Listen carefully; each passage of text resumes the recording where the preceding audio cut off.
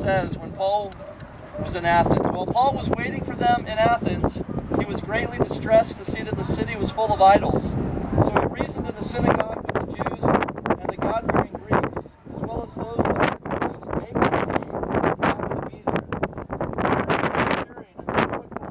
He began to dispute with them, and some of them asked, "What is this babbler trying to say?" And others were advocating foreign gods.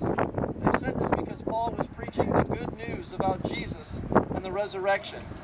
Then they took him and brought him to a meeting of the Areopagus, where they said to him, "May we know what this new teaching is that you are presenting? You are bringing some strange ideas to our ears, and we want to know what they mean." All the Athenians and the foreigners who lived there spent their time doing nothing but talking about and listening to the latest ideas. Paul then stood up in the meeting of the Areopagus and said, "Men of Athens, I see that in every way you are very religious. For as I walked around and looked carefully at your objects of worship, I even found an altar with this inscription, 'To an unknown God.' Now what you worship is something unknown. I am going to proclaim to you. The God who made the world and everything in it is the Lord of heaven and earth, and does not live in temples built by hands. And he is not served by human hands as if he needed anything, because he himself gives all men life and breath and everything else. From one man he made every nation of men, that they should inhabit the whole earth. And he determined the times and the exact places where they should be. God did this so that men would seek him, and perhaps reach out for him and find him, though he is not far from each one of us.